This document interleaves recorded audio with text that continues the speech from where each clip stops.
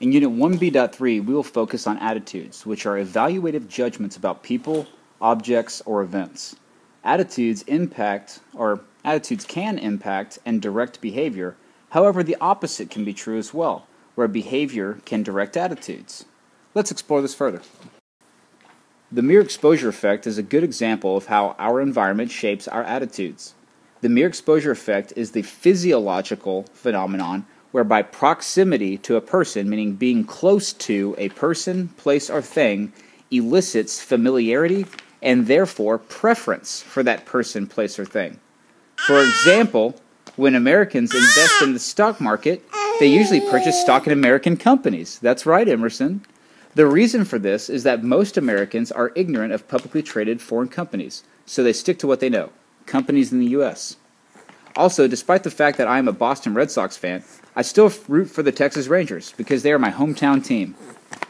Sometimes a lack of experience interacting with other cultures and ethnicities can lead individuals to develop misinformed attitudes about others. This often leads to the development of stereotypes. Stereotypes are generally negative social schemas that people hold of others based on ignorance or misinformation. Remember discussing schemas last unit? The next two concepts relate to how actions impact attitudes. The foot-in-the-door phenomenon refers to people's tendency to comply more readily with a large request if they have already agreed to a smaller favor. Have you ever borrowed money from a friend to buy something from the vending machine? If yes, then in the future, if you need money for the vending machine again, who are you more likely to ask? An example of the foot-in-the-door phenomenon in real-world application is the kiosk in the middle of the mall.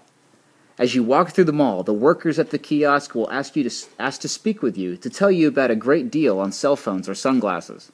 The reason they want to simply talk to you first is because they know if you agree to talk with them, you are more likely to buy their stuff. Door-in-the-face phenomenon is the opposite of foot-in-the-door in that it starts by asking for a large commitment. When the other person refuses, they then make a smaller and more reasonable request. For example, someone might ask you to give 5 hours of your time a week for the next year as a volunteer to a charity. After hearing this offer, you may think it is a huge request, after which you may be asked to, instead of committing to all these volunteering time, you just donate a small amount of money. Compared to the time commitment, this request seems much more acceptable. Or if you want to stay out until midnight to hang out with your friends and know that your parents will say no, you could ask to stay out until 3 o'clock in the morning. When your parents say, "No way!" to the 3 o'clock request, they would then be more willing to say yes to the earlier time of midnight. Hey, but don't tell your parents I said that. We have discussed how actions affect attitudes, but what about when our actions and attitudes conflict with one another?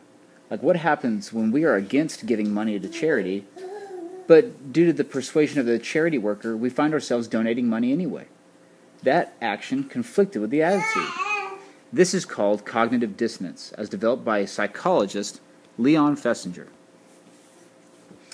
Cognition refers to our mental processes, or how we think, while dissonance refers to a lack of agreement, which causes tension.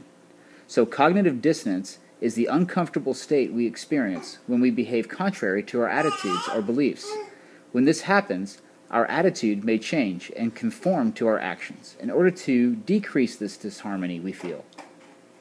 In Festinger's classic example, a person who continues to smoke, knowing that it is bad for his health, may also feel A. he enjoys smoking so much it is worth it, B.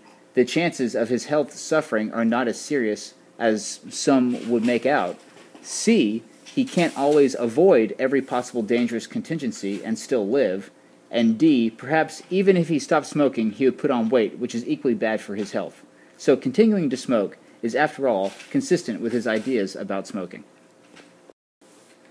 As we have also seen in our exploration of attitudes, they can not only affect our actions, but can also be affected by our actions. With cognitive dissonance, actions can conflict with our attitudes, which can lead to change in behavior or change in belief. Well, what is it that influences what we change? Why do some people change their belief while others change their actions? This dilemma is addressed by the elaboration likelihood model, which suggests there are two routes to attitude change. The first route is the central route to attitude change. The central root requires in-depth consideration of both sides of an argument, which is more likely to instill a longer-lasting attitude. For example, Roberto is a die-hard Dallas Mavericks fan and believes that they are the greatest team to ever exist. However, when Steve informs Roberto about the Boston Celtics and how they won 9 consecutive NBA titles in the 50s and 60s, Roberto is stunned.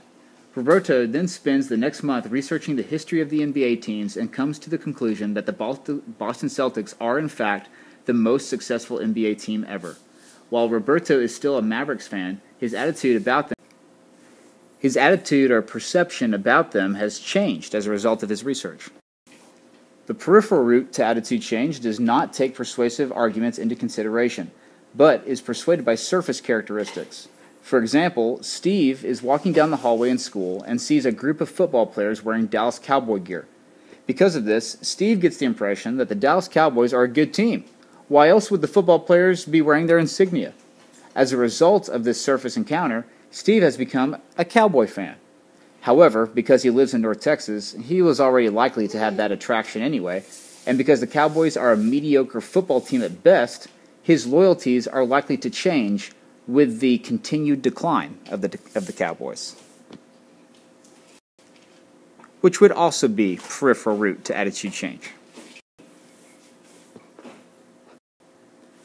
This graph helps to further clarify the alternate routes to attitude change, according to the elaboration likelihood model. This concludes Unit 1B.3. Be sure to keep up with your reading and also check the calendar to ensure you are up to date on all your assignments.